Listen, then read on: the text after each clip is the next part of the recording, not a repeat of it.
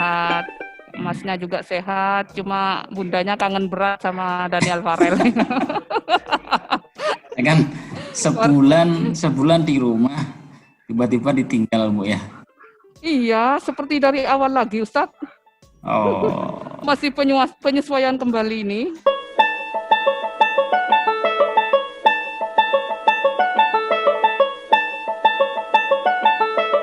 Alhamdulillah kalau di rumah ya pembiasaannya ya bagus, tapi mungkin tidak semaksimal seperti di pondok Ustadz ya. Kalau misalnya sholat tahajud itu kadang agak merengek ke saya, nggak mau kalau dibangunin, ya kadang mau, tapi tetap saya paksa Ustadz. Tapi kadang timbul perasaan nggak tega. Ya Nggak tega. itu bedanya pondok sama rumah Bu. Iya. Kalau pondok orangnya lebih tega Bu ya, karena kita sistemnya ada manajemen, sudah ada sistem ya. Iya. Nah, itu bedanya kita dengan di rumah tuh gitu. Tapi yang penting kebiasaan di pondok masih dijalankan di rumah. Iya, masih tetap dijalankan Ustadz. Dan itu beratnya jadi pengasuh tuh di situ Bu. Berat jadi pengasuh ketika anak-anak sulit dikendalikan. Iya, sulit banget Ustadz. Kesulitan membagi waktu juga saya. Kebetulan kan saya juga punya dinas di luar. Nah, ketika saya dinas di luar itu yang sulit dipantau Ustadz. Walaupun daring dengan pihak sekolah kan juga perlu pemantauan dari orang tua. Dan di situ juga ada HP. Mungkin di saat jam-jam break itu bisa saja Daniel itu memanfaatkan itu HP-nya untuk main.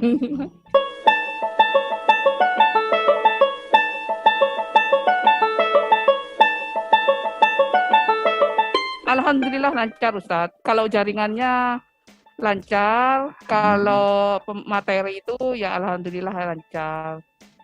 Kalau masalah proses pembelajarannya tepat waktu, cuma itu Ustadz anaknya juga kadang stres karena setiap habis pembelajaran kan ada tugas. Setiap ganti pelajaran itu pasti ada tugas dengan ada limit waktu untuk penyetorannya. Akhirnya kan tugasnya menumpuk, akhirnya minta bantuan sama orang tua. Itu kan seharian sudah itu pelaksanaan daring, anaknya kadang stres. Kalau sudah stres mesti hiburan anak itu ke HP. Sudah melaksanakan daring terus mengerjakan tugas, hiburannya HP, sehingga muncullah itu pubbing itu. Muncul pubbing, keacuhan terhadap lingkungan kadang muncul Ustadz. Oh, individualis Bu ya akhirnya Bu ya. Iya. Individualis.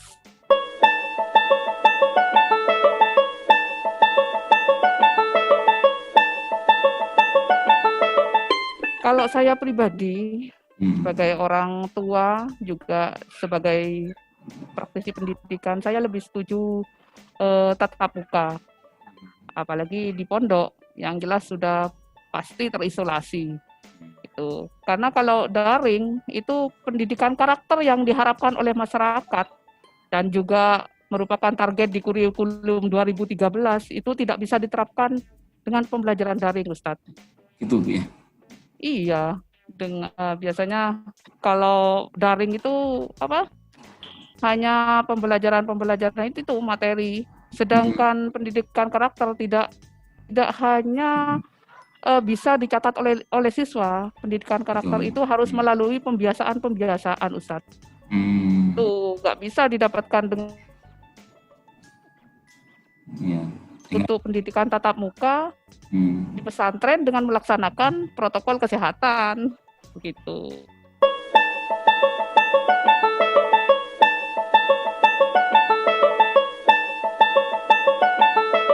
Ya, menurut saya memang pembelajaran tatap muka yang terisolasi, tepatnya di pesantren adalah pilihan terbaik yang menjadi solusi pada masa pandemi ini, Ustadz.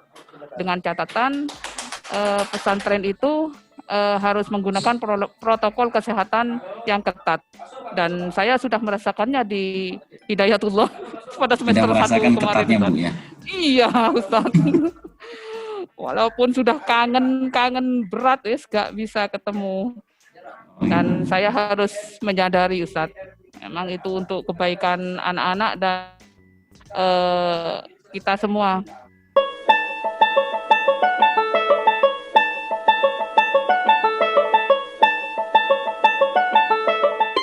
Saya lebih yakin, saya yakin itu untuk melepaskan anak saya ke pesantren, karena saya percaya pasti di pesantren itu sudah terisolasi, dan sebelum masuk kan semua pada dites, semua santri yang mau masuk itu di swab.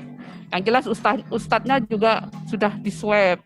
Dan setelah itu di pesantren juga diisolasi secara ketat, tidak boleh kontak dengan orang luar, orang tua pun kan tidak boleh mengunjungi Ustadz. Artinya kalau di pesantren itu pasti aman, menurut saya ini. Oh gitu. Dan sudah terbukti kan? Iya. Sekian bulan liburan kan kita sudah menjalankan, dan alhamdulillah. Iya. Ya. Terbukti, nah Ustadz. Beberapa bulan kita tidak bisa, semester 1 kemarin saya tidak bisa mengunjungi anak saya karena memang sama sekali, Bu, ya. Sama sekali terbentur dengan memang peraturan pesantren yang dilarang untuk mengunjungi siswa. Kecuali mungkin sakit perlu dibawa pulang, mungkin bisa, Ustadz. Mungkin itu.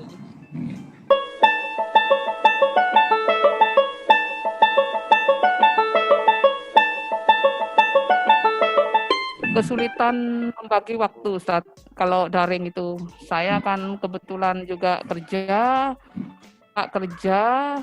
Lagi pula kalau walaupun bapaknya pas pulang duluan gitu dari kerja itu nggak bisa membantu anaknya, Ustadz. Karena mungkin ya nggak punya latar belakang pendidikan, untuk mendidik itu kurang.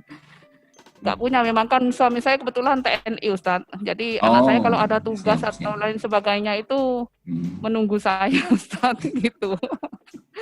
Jadi kami kesulitan membagi waktu. Pikiran dan kesibukan orang tua itu menjadi terpecah, Ustadz. Mana memikirkan anak, kerja juga, gitu.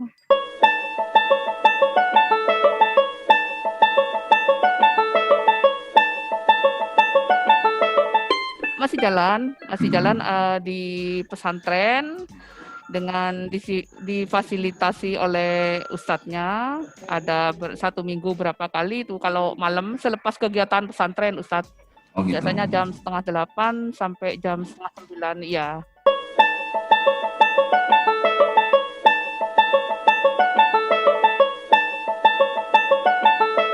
Kemarin bulan kemarin itu akhir bulan Februari, saya lupa tepatnya tanggalnya, itu masih ikut. Kebetulan tim 3 anak, dan alhamdulillah walaupun tidak masuk ke nasional, timnya Daniel itu peringkat 3 ya se-Jawa Timur. Itu yang lomba yang di mana? Peringkat 1 yang di Optika, UIN Jakarta, Ustadz. Oh, Jakarta. Ya, timnya anak saya peringkat 3. Tapi yang diambil cuma 1 Jatim, Ustadz, yang diberangkatkan ke nasional. Tetapi nggak apa-apa, kan Daniel masih kelas 7. Dan alhamdulillah yang peringkat 1 yang berangkat ke nasional itu juga dari Luqman Al-Hakim. Oh iya, alhamdulillah, Bu, ya. Yang berangkat, iya. Ini kan peringkat 2-nya juga dari Luqman Al-Hakim. Peringkat 1, 2, 3 dari Luqman Al-Hakim semua.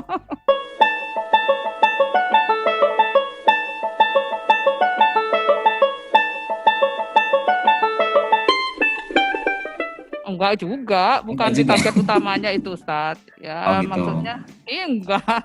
Target utamanya tetap bidang agama, Ustadz.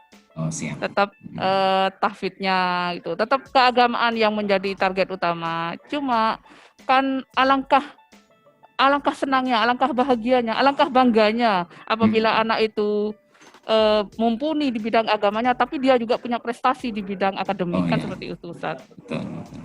Dan kebetulan saya menemukannya di hidayatullah yang bisa jalan dua-duanya itu Ustaz.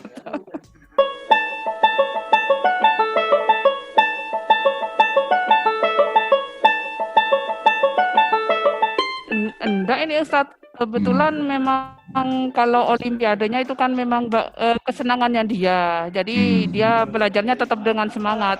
Karena olimpiade matematika memang sesuai dengan bakat dan minatnya dia. Saya taruh di jam-jam terakhir Ustaz. Itu teknik saya karena anak-anak kadang cenderung muncul bosan dan kehilangan semangat kalau daring itu Ustaz.